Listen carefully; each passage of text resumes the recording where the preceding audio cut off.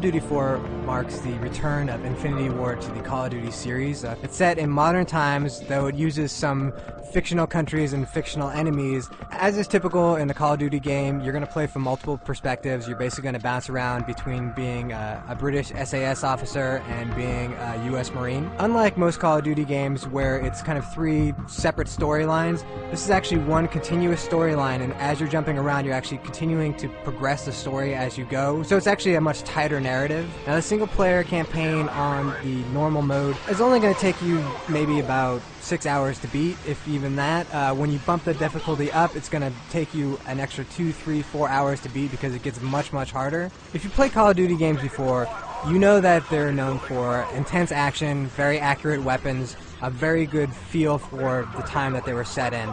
That's the same case now, even though it's in modern combat. All the weapons feel really accurate, and what's really important is that all of the squad AI has been upgraded. So there's no squad command that's not set up like Rainbow Six or, Brothers in Arms, where you have to tell your squad where to go. And you don't need it because the squad AI is so good that they fight as realistic as you can imagine. In fact, they save your lives a lot of times. There'll be grenades that'll be thrown at your feet, and you'll see your squad mate grab it, pick it up, and throw it back at the enemy. The enemy AI is also advanced from what it was in Call of Duty 2, which was the last Infinity Ward game. You'll see enemies taking flank positions a lot more often. There are still going to be those stupid terrorists that'll run straight at you or that'll just keep bobbing up and down behind cover. But for the most part, they actually fight intelligently, so they're going to use a lot of suppressing fire to keep you from being able to move, but at the same time, they're going to chuck grenades in there so that you have to move. So it does become a lot more of a challenge. What's really good about the single player is that there's a great variety in the mission structure. Instead of just always, going around shooting enemies, you're going to have a lot of variation to those mission structures. So there's one time where you're going to be in a helicopter and you've just on a gun in the helicopter and you're just blowing up guys on roofs.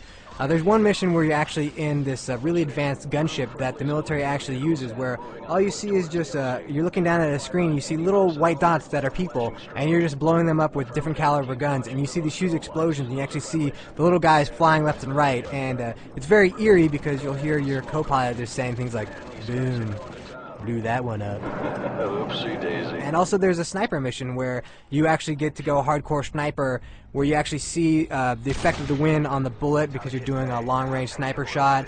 You have to worry about the Coriolis effect, which is basically from the rotation of the Earth. So you have to adjust your long-range sniper shot to these things just as a real sniper would have to do. So there's a lot of reason to replay the single-player mode. Once you beat it the first time, you unlock something called Arcade Mode, which is basically the same game, except now you're getting points for every kill that you do, every stylish kill that you do, every dog whose neck you snap. So even though it is relatively short, you're probably going to play through it at least twice. The bulk of your playtime is going to be devoted to the multiplayer mode, and Call of Duty 4 has awesome multiplayer. Right out of the box, it has 16 maps. It has technically 13 different modes of play. All throughout those maps, there's going to be player and ranked matches, and pretty much like Halo, where the ranked matches are going to have you playing through a playlist that Infinity Ward has set up. There should be a little bit more variety than there is in Halo, though. Infinity Ward doesn't plan to be as restrictive, so you should be able to see all the different modes and all the different maps and really enjoy them all. Now, you got your standard stuff, like you've got free-for-all, you've got team deathmatch.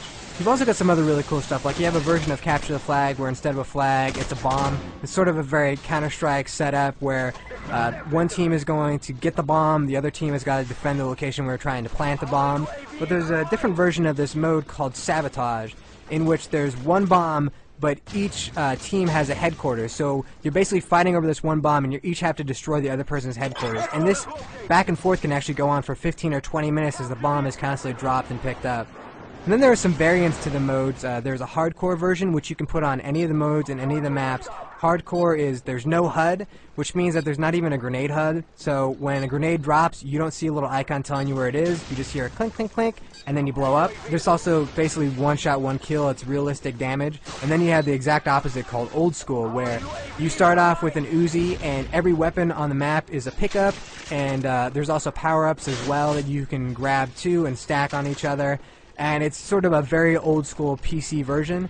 And the weirdest thing is you can actually click on both options so that you can have something called Old Core, which is old school rules where everything is a pickup, but with hardcore reality physics added to it so that it's still one hit, one kill, no HUD, which kind of creates a third variant, which is really interesting. Now, along with all those modes, there's a really deep RPG system, persistent ranking system that you're going to be using throughout your experience with Call of Duty 4. You're going to be gaining experience for doing kills, for winning matches, and all that stuff will power you up.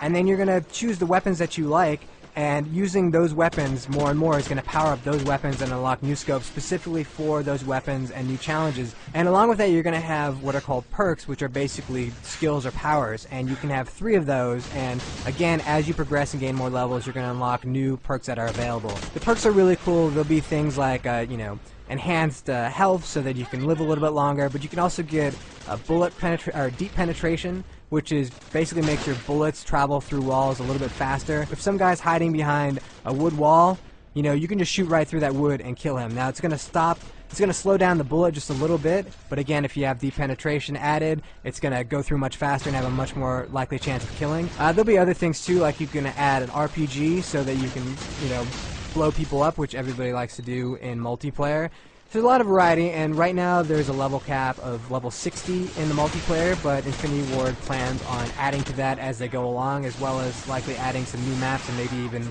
some new modes. We're just going to see how things go. So for certain, anybody who's a fan of shooters, anybody who's a fan of military shooters, absolutely go out there and get Call of Duty 4. You will not be disappointed.